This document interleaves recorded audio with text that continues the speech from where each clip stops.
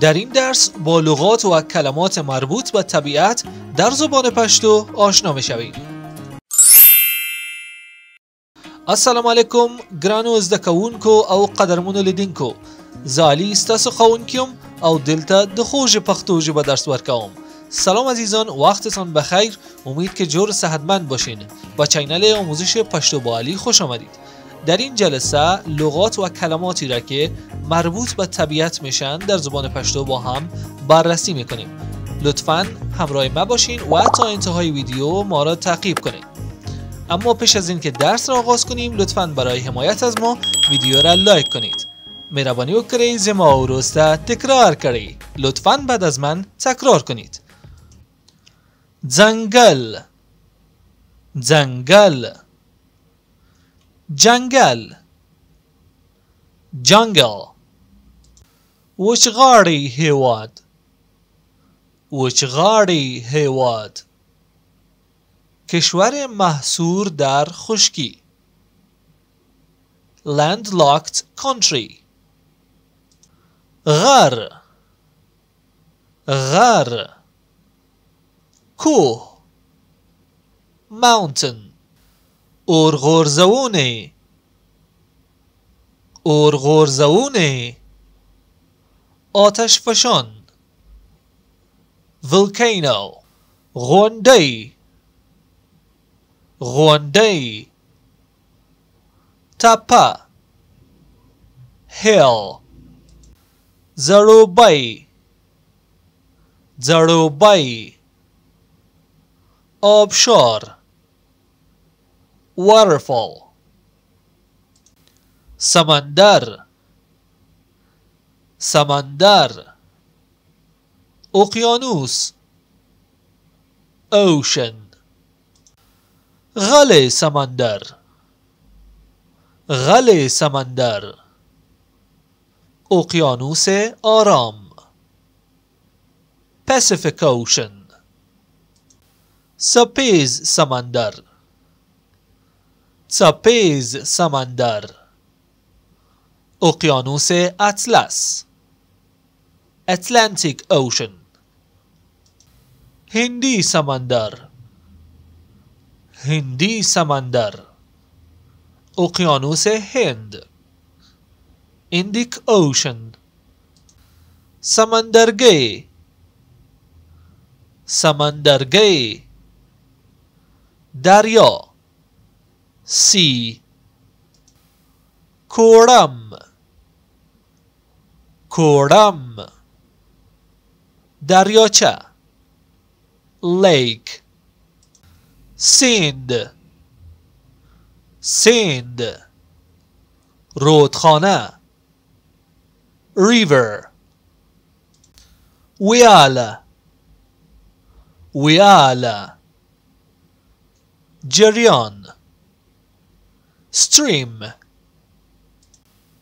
چینه، چینه، چشمه چاه، wellspring، کس، کس، ساحل، کرانه دریا، coast، سیلاب، سیلاب، سیل، flood، ځمکلرزه، ځمکلرزه، زلزله و یا زمین لرزه، earthquake، ترغاک، ترغاک، طوفان، storm، اورخت، اورخت و یا اورشت، باران، rain، وریزه، وریزه، ابرها،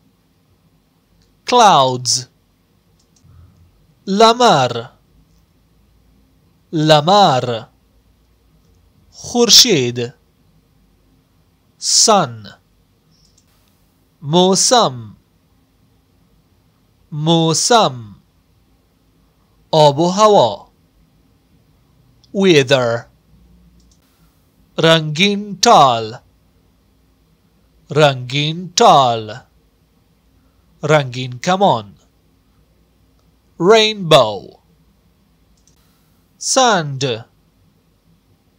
sand.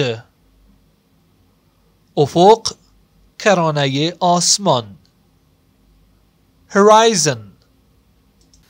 نیالگی نیالگی نهال sapling. ونه ونه درخت tree. بوته